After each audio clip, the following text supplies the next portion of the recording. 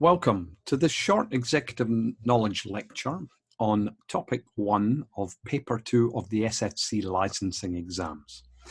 This topic covers the regulatory framework of the Hong Kong financial industry and serves as a backdrop to the topics that will follow for paper 2. Now, I will emphasize the important points to help you understand the core material you need to know to sit the exam. And I would like to point out that a copy of the study notes that you see on the screen can be downloaded from the Executive Knowledge website under Paper 2 Resources. Now, I strongly recommend that you supplement this learning with question practice, and that is provided on the platform Examinator.online. If you go there, it's referenced at the bottom of each page in these notes, and you select paper 2, you can try some of the free questions, and with the questions, audio is provided. Okay, let's get into topic 1 material, and you're looking at the overview here, and you'll see that there's very broad coverage, paper 2, topic 1, but there's not a large amount of questions. So while it is worthwhile understanding the concepts because they're fundamental to the topics that will follow, there won't be an enormous number of questions covering this material. Now, as you see, we start with financial products, services, and introduction. Then we look at the ordinance and regulations. There are other relevant laws there in section 3, and I'll skip through those. We need to be aware of the SFC, the Securities and Futures Commission, and have an understanding under section 5 of other regulatory authorities. Now, the overall licensing regime, which produces the requirements to hold particular licenses if you're carrying out certain regulated activities, a lot of the material there in section 6. Now, for paper 2, the activity dealing in securities is extremely important, so that's highlighted in section 7. Fit and proper requirements that you are required to have for being licensed, covered in section 8. And then we'll touch on corporate governance and finally provision of information to the SFC in section 10. Okay, let's start with section 1. Well, very much introductory, so have a read through it, but really this, if you've only got 2 or 3 days to go to the exam, no, I wouldn't be sitting dwelling on this type of material. Bottom of page 4 there, the contrast, the distinction between the ordinance, the Securities and Futures Ordinance, which is a piece of primary legislation, that is, it's written and passed by the government, whereas subsidiary legislation, it's still the laws of the land. They are written by an expert body, in our case that's the SFC, and then passed by the government. And we'll be touching on a number of pieces of subsidiary legislation in topic 2. And it continues on page 5. Codes, guidelines, and guidance notes. Yes, we have to be aware of those.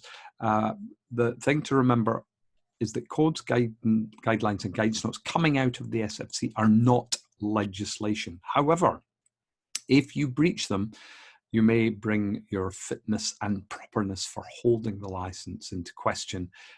Worst case scenarios, you may lose your license. Other relevant laws, well, there is the new Companies Ordinance that came out in March 2014. They're starting to drop the word new, but it's not an issue at all. It's the company's legislation. Have a read through this material. We look at articles of association, meetings and procedures. Is there anything that I should be aware of there? Yes, I will highlight the difference between an ordinary and a special resolution, and that is addressed at the top of page 8. You will see that a special resolution, this is a decision made by shareholders. A special resolution requires at least 75% of members, general meeting, voting in favour. And special resolutions are required where fundamental decisions are being made with regard to the company. And some examples are given there, starting with reduction of share capital.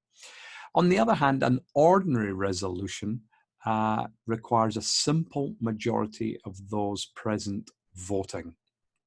So if you've got something serious, the change in the Articles of Association, for example, then you're going to require a special resolution, a supermajority, whereas with many other decisions, it is an ordinary resolution that's required. Why am I emphasizing this? Because we have seen questions pop up asking for you for the difference. Powers of shareholders. Well, the directors have the power to run a company, but there are certain areas where the shareholders make the decision, and those are listed there under 3.1.5. Minority shareholders and certain members are protected in the legislation, and that's addressed at the bottom of 3.1.5. Not regularly examined, although every now and then a question will come up. So just be aware that minority shareholders under the Companies Ordinance are protected. 3.16 deals with directors and officers. One area I'm going to highlight is shadow directors. Now, if we look at this, it tells us shadow directors, persons in accordance with whose directions or instructions the director or a majority of the directors of a company are accustomed to act. And a person providing advice in a professional capacity which directors act on will not be considered a shadow director. Okay, so if you are a professional, an accountant, a lawyer, giving advice to directors as to how they should act, no, you're not a shadow director. What this covers is individuals, for example, somebody that owns 40% of a company, maybe one of the founders, and he or she breaches some rules or codes and is banned from being a director for a finite period of time. During that period of time, it is highly unlikely that person will not be involved in the running of the company, although technically they are not a director. That is a situation where they would be considered a shadow director, and as such are covered in the legislation, and so have to follow all the rules and regulations, even though they don't have the rights of being a company director. Be aware of that. 3.1.7, qualifications, powers, duties, liabilities of directors, all paper 1 material from topic 2. Read through it, be aware, but I'm not going to emphasize any particular point. Liquidation of companies, 3.1.9. Two types of liquidation you should be aware of: compulsory liquidation and voluntary liquidation. Now, compulsory liquidation is where the shareholders have no choice. A court of law decides that a company must be wound up, and the points are covered there on page 12. Voluntary liquidation, on the other hand, is where the shareholders, the directors, decide that the time has come to liquidate the company.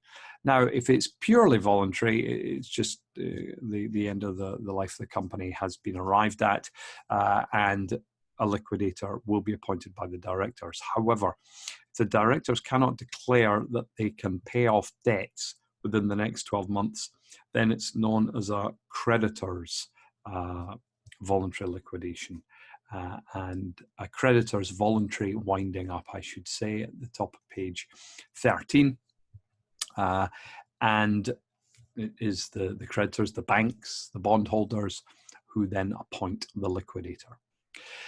Other aspects of law: contract law, 3.2, 3.3, law of agency, law of tort, employment law. Read through it, an outside chance it would come up. Now, what can come up is the Personal Data Privacy Ordinance. What are the points that I should be aware of? Right at the top there, we're told it protects privacy of individuals in relation to personal data, and the Privacy Commissioner for Personal Data is heavily involved in it. Now, the fourth bullet point I would alert you to: any person who alone or jointly controls the collection, holding, processing, or use of the data is covered by this ordinance. And we've seen that examined.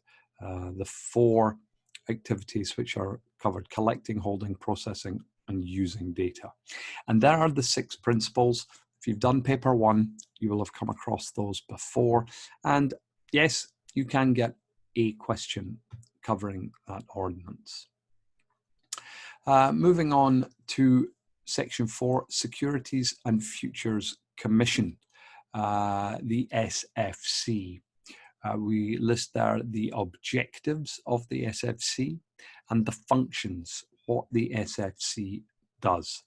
Be aware of those. And then we have the other functions and the general duties. I would certainly be aware of the objectives and the functions. The other material I would be a little bit more relaxed about. 4.1.3, Directors of the SFC. There are a number of divisions. Indeed, there are 5 that are listed there: corporate finance, enforcement, investment products, supervision of markets, and intermediaries. Providing you with an organization chart, that really is giving you a big picture. I wouldn't be too concerned from the point of view of preparing for the exam. 4.1.4, at the bottom of page 18, though, I would highlight the Advisory Committee of the SFC. As it says, it advises the SFC in policy matters concerning regulatory objectives and functions. It has no executive powers. It does not police the SFC, and it's chaired by the SFC chairman.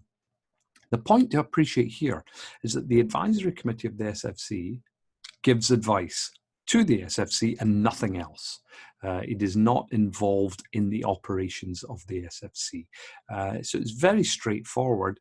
Nevertheless, it has been examined, so just be aware of the Advisory Committee. Then we look at the committees, tribunals, and panels of the SFC under 4.1.5. Now, an important point to appreciate is the 6 that are listed there, starting with the Takeovers and Mergers panel. They are all part of the SFC. They're part of the SFC structure. Whereas the 4 that follow below are independent of the SFC, and that's an important distinction that has been examined. The Securities and Futures Appeals Tribunal, if you don't like a decision made by the SFC, then you will go to this appeals tribunal to have your appeal heard. And naturally, it has to be independent of the SFC, as is the Arbitration Panel, Process Review Panel, and the Market Misconduct Tribunal. And we come across the Market Misconduct Tribunal in topic 7. Then we look at the different functions of the SFC's operational division. Corporate Finance Division really is involved in the world of takeovers, mergers, share repurchases. What about listings on the stock market? Well, the stock exchange is heavily involved in the listing process, but this division supervises, and you can see the 3rd bullet point there, supervises listing-related activities. The Enforcement Division is the policeman of the SFC and will investigate and enforce if required. Top page 20, the Investment Products Division. That is the division that will look at any new products that want to be made available to the investing public in Hong Kong. Supervision of Markets Division. The SFC supervises the Stock Exchange, the Futures Exchange, does not administer. Please be aware of the 3rd bullet point there. The Markets Division supervises and monitors activities of the Investor Compensation Company, and that has been addressed in a previous exam. The Intermediaries Division is made up of 2 departments, the Licensing Department and the Intermediary Supervision Department, and these departments very much liaise with the licensed corporations in Hong Kong.